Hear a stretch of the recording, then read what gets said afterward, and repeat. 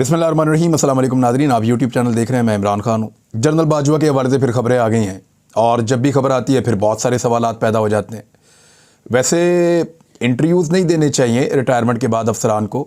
2-2 साल तक तो ये वैसे ही चुप रहते हैं, लेकिन जनरल बाजवा खामोश रह नहीं पा रहे। वो चाहते थे कि गुमनामी की ज़िंदगी गुजारें, लेकिन गुमनामी की ज़िंदगी शायद उन्हें रास नहीं आ रही। अब जो जनरल बाजवा ने कहा है मैं आपको बताता हूँ और फिर सवाल आपके सामने रखेंगे। बल्कि जनरल बाजवा सारी चीज़ें बता रहे हैं जावेद चौधरी साहब को, और जावेद चौधरी साहब उनको कॉलम्स में लिख रहे हैं। लेकिन इसका काउंटर कैसे होगा? मेरे ख्याल में चलते हैं और इमरान खान साहब से मिलते हैं और उनसे पूछते हैं कि जनरल बाजवा ने आपकी ज़ात को लेकर ये बातें क्लेम की हैं, ताकि पूरा सच बाहर आए ना। एक तो सच वो है जो जनरल बाजवा बता रहे हैं, दूसरी तरफ का सच तब पता चलेगा जब इमरान खान साहब बताएंगे। अब ये वादा था और तय था कि जो मुलाकात, और ये जनरल बाजवा ने वादा लिया था कि खुफिया मुलाकात होगी इमरान खान के साथ। तो अगर खुफिया मुलाकात थी तो फिर भांडा किसने फोड़ा? जनरल बाजवा ने फोड़ा। तो अब जनरल बाजवा ने क्योंकि बात का आगाज़ कर दिया है, तो इमरान खान का पॉइंट ऑफ व्यू इसके ऊपर क्या है, बहुत जल्द आपको हम बताएंगे कि ये जो एक प्रोपेगेंडा हो रहा है, इसके जवाब में इमरान खान साहब के पास कहने के लिए क्या है, आपके सामने रख देंगे। पहले इसी पे बात कर लेते हैं कि जनरल बाजवा साहब ने कहा क्या और वो कौन सी चीज़ें हैं जिन पर वो जोर दे रहे हैं। यानी जनरल बाजवा कहते हैं कि अगर पीटीआई वाले मुल्क के लिए ख़तरनाक थे, वो ये कहते हैं इमरान खान मजीद वज़ीर आज़म रहते तो मुल्क ना रहता। यानी जनरल बाजवा मुल्क के लिए बहुत मुफीद थे और इमरान खान मुल्क के लिए ख़तरनाक थे। अगर इमरान खान मजीद वज़ीर आज़म रहते तो मुल्क ना रहता। ज़रा जुमले पर गौर कीजिएगा आप। जनरल बाजवा कह रहे हैं कि अगर इमरान खान मजीद वज़ीर आज़म रहते तो मुल्क ना रहता, इसीलिए उन्हें रास्ते से हटाना पड़ा। ये आखिरी जुमला मैंने बोला है। जनरल बाजवा ने अपनी सियासी नापसंदीदगी इस इंटरव्यू में बता दी है। ये मैं आपको पढ़ के सुना रहा हूं। जुमला लिखा हुआ है कि इमरान खान पीटीआई वाले जो मुल्क के लिए खतरनाक थे, इमरान खान मजीद वज़ीर आज़म रहते तो मुल्क ना रहता, इसीलिए इमरान खान को हटाया ना। यानी जनरल बाजवा को यह लगता था कि इमरान खान अगर मजीद वज़ीर आज़म पाकिस्तान रहे तो मुल्क नहीं रहेगा। यह बहस अपनी जगह पे है कि मुल्क रहता है या नहीं रहता। यह बहस अपनी जगह पे है कि जनरल बाजवा के रहने से मुल्क को नुकसान होता या इमरान खान के रहने से मुल्क को नुकसान होता। यह बात अपनी जगह पे है कि अगर जनरल बाजवा दोबारा एक्सटेंशन ना लेते जो पहली दफ़ा उन्होंने ली थी, तो शायद ये एक बेहतर मुल्क होता, शायद जो है कौम का लूटा हुआ पैसा वापस बरामद हो जाता। अब तो यह भी सामने आ गया है कि जनरल बाजवा ने टिकट हाथ में थमाकर शहबाज शरीफ के उस बेटे को मुल्क से फरार करवाया था जिसने सारी मनी लॉन्ड्रिंग वाली गेम की हुई थी। तो जनरल बाजवा ने यह किया था या इमरान खान ने किया था? इस बहस पे बाद में बात करते हैं। जनरल बाजवा का यह क्लेम कि उनका सियासत में कोई किरदार नहीं था, वो यहां गलत साबित होता है। वो ये समझते थे कि इमरान खान अगर वज़ीर आज़म रहा तो मुल्क नहीं रहेगा, उनके दिमाग में यह था। तो क्या इसीलिए उन्होंने इमरान खान की हुकूमत को गिराया? क्या ऐसी सूरत हाल में कोई फौजी जर्नैल अपने आप को गैर जानिबदार रख सकता है? बड़े बड़े सवाल पैदा हो रहे हैं। इसीलिए मैं कहता हूं कि गुमनामी में रहें। जनरल बाजवा साहब जितना बोलेंगे उतने सवालों के जवाब आपको देने पड़ेंगे। आपने बहुत कुछ ऐसा किया इस मुल्क में जिनके जवाब ये कौम मांगेगी। मैं सिर्फ एक जुमले पे बात कर रहा हूं, 10 मिनट आपसे इसके ऊपर सवाल पूछे जा सकते हैं। आपको यह कैसे लगा कि इमरान खान मजीद वज़ीर आज़म रहते तो मुल्क ना रहता? इस मुल्क ने तो जनरल साहब आपके 4 जर्नैलों के मार्शल लॉ जो है उनको बर्दाश्त कर लिया है। इस मुल्क ने तो जनरल मुशर्रफ को, जनरल ज़िया को, जनरल अयूब को और जनरल याया को, इनको बर्दाश्त कर लिया है।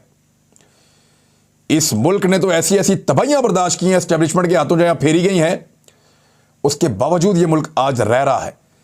दहशतगर्दी की सबसे खौफनाक जंग लड़के भी यह मुल्क कायम है। तो आपने कैसे यह नतीजा अखज़ किया कि इमरान खान रहते तो मुल्क ना रहता? और फिर उसके बाद आपने उसके लिए किया क्या?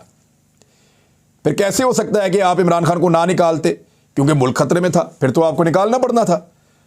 और अगर आपने निकाला है तो फिर आपने सियासी मुदाखलत की है। दोनों जगह पे जनरल साहब फंस जाते हैं। अब जनरल साहब क्या कह रहे हैं?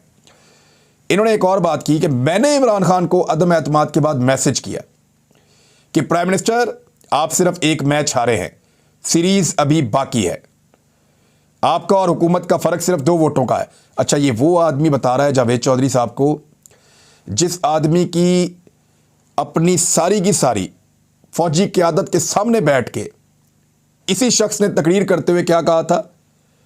इन्होंने कहा था कि हमारा तो सियासत से ताल्लुक ही कोई नहीं है, हमने तो अपने आप को इर्रेलेवेंट किया हुआ है, हम तो कोई किरदार ही अदा नहीं कर रहे। और एक ऐसे शख्स को जो साबिक वज़ीर आज़म है उसको पैगामात क्या भेज रहे हैं? डायरेक्टली भेजा है, खुद क्लेम किया है कि मैंने मैसेज करके कहा कि आप सिर्फ मैच हारे हैं, सीरीज अभी बाकी है। यानी उनको सियासी मशवरे दे रहे हैं इमरान खान को। 2 वोटों का फ़र्क है। आप कौमी असम्बली से इस्तीफे देने की गलती ना करें, और ये गलती पहले बांग्लादेश में हुई थी और हसीना वाजिद जो है उसने पूरी पार्टी तबाह कर दी थी। आप असम्बली में रहें, आपको दोबारा मौका मिल जाएगा। लेकिन इमरान खान ने मेरा जवाब नहीं दिया, यूं मेरा और उनका राब्ता ख़त्म हो गया। फिर बाद में 2 मुलाकातों को भी बताया, बाद में इस पर बात करेंगे। लेकिन जनरल बाजवा साहब, आप जितनी दफ़ा बोलेंगे उतनी दफ़ा आपको सवालात का जवाब देना पड़ेगा।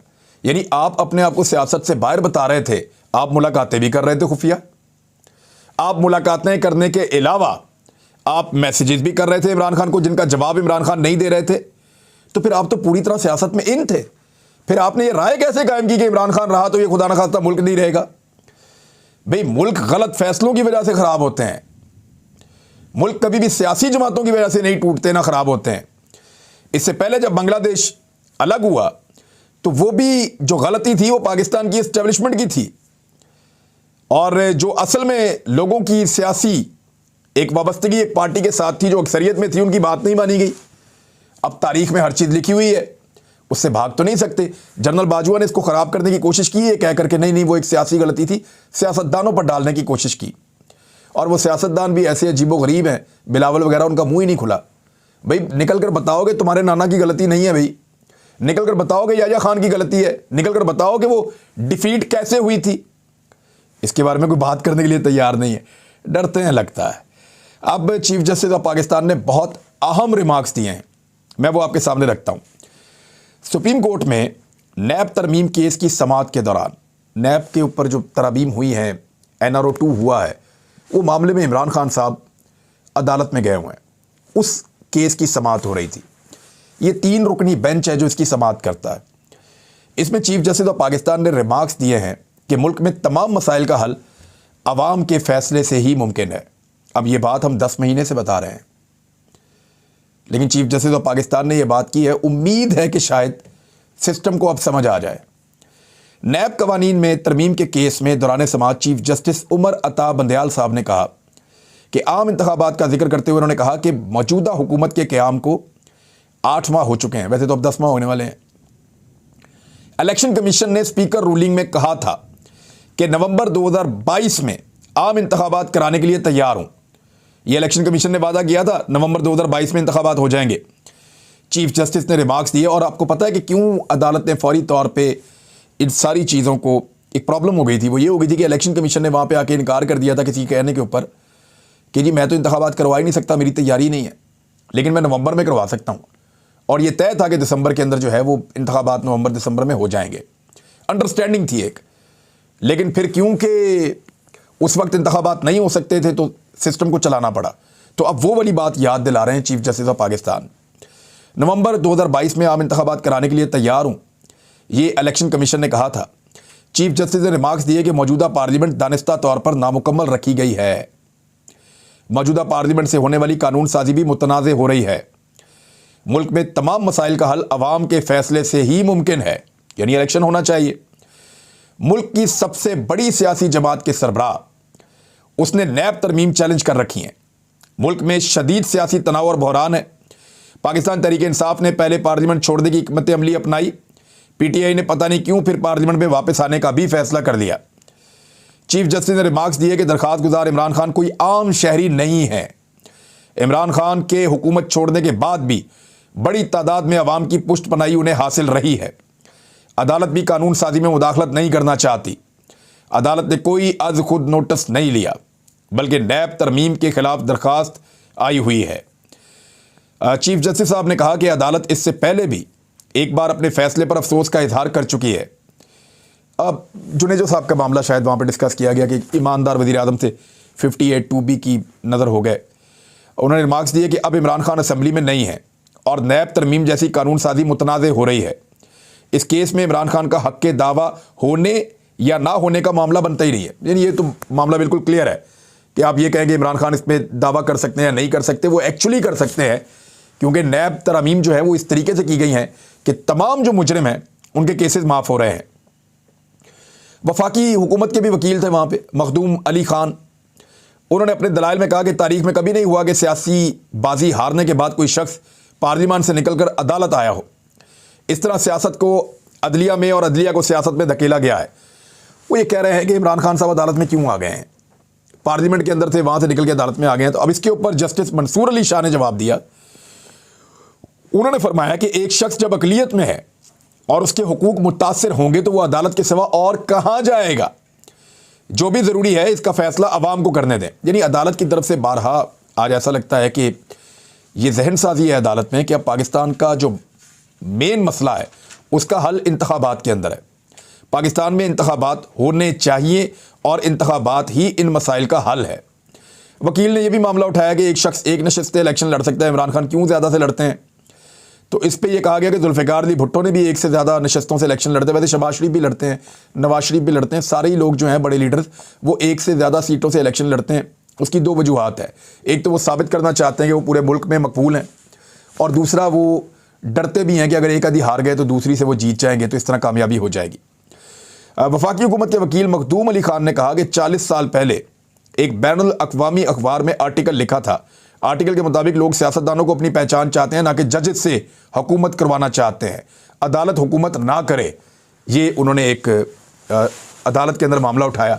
चीफ जस्टिस ने कहा कि अदालत कोई हुकूमत नहीं करना चाहती भाई, अदालत आज खुद नोटिस के इख्तियार में मोहतात रही है। और ये जो मामला इस पर भी अदालत ने आज खुद नोटिस नहीं लिया हुआ, बल्कि ये तो अदालत के अंदर केस आया हुआ है। सियासी खला अवाम के लिए कठिन होता है। जब सियासी बहरान पैदा होता है तो अदालत को मुदाखलत करना पड़ती है। अवाम करप्शन से पाक हुकूमत चाहते हैं। अब नैब कवानीन में तरमीम का ये केस है और ये 10 फरवरी तक चला गया है। इससे अदालत का एक मूड तो सामने आता है कि अदालत को भी ये बात समझ आ गई है कि पाकिस्तान के मसाइल का हल आम इंतखाबात में है, इसके अलावा नहीं है। और अगर आम इंतखाबात नहीं होते फ़र्ज़ करें तो फिर दोनों सूबों के अंदर इंतखाबात को तो रोका नहीं जा सकता। वहाँ दोनों जगहों पर तो इंतखाबात होंगे। अब रोकने के लिए नए नए तरीके किए जा रहे हैं। IG खैबर पख्तूनख्वा जिन्होंने ये फरमाया कि वो इंतखाबात करवा सकते हैं, दहशतगर्दी के वाक़यात होते हैं, हम उनसे निमट रहे हैं, इससे ज़्यादा दहशतगर्दी भी पहले होती रही है, फिर भी इलेक्शन होते रहे हैं पाकिस्तान में। तो उन्होंने कहा जी इंतखाबात करवाए जा सकते हैं, कुछ नफरी कम है उसमें, FC की और दीगर जो सिक्योरिटी फोर्सेज हैं उनकी मदद मिल जाएगी। लेकिन अब IG खैबर पख्तूनख्वा को तब्दील कर दिया गया है। पंजाब के IG जिनको कोई मुश्किल सूरत का सामना नहीं है, उन्होंने कहा जी ऑपरेशंस चल रहे हैं पंजाब में, लिहाजा हम इलेक्शन नहीं करवा सकते 4-5 महीने। यानी हर बंदा इस वक्त पाकिस्तान में जो माफिया की तरह काम कर रहा है, पूरा एक निज़ाम, उस निज़ाम में हर बंदा सहूलतकार बना हुआ है साइफर हुकूमत का कि कुछ भी करके इस हुकूमत को 4-5 महीने और दिए जाएं। लेकिन याद रखिएगा अगर इस हुकूमत ने 4-5 महीने और गुजार दिए ना तो लोग इलेक्शन में इनको वोट देना तो दूर की बात है, जब ये वोट मांगने आएंगे तो लोग इनको डंडों लेके पड़ जाएंगे। उसकी वजह क्या है ज़रा समझिए। बिजली बनाने के इनके पास पैसे नहीं है, महंगाई का एक उरूज आ रहा है जो अगले चंद महीनों में लोगों के ऊपर ये बोझ पड़ेगा। उसके अलावा जब महंगी बिजली बनेगी और गर्मियों के अंदर बिजली की लोग कीमत नहीं दे पाएंगे तो बहुत बड़े पैमाने पर लोड शेडिंग होगी और लॉसेज ये कंट्रोल कर नहीं पा रहे। तो गर्मियों में लोगों को 10-12 घंटे भी बिजली मिल जाए तो बहुत बड़ी बात होगी, और वो जो 10-12 घंटे की बिजली है उसका बिल 24 घंटे की बिजली से भी ज़्यादा आएगा।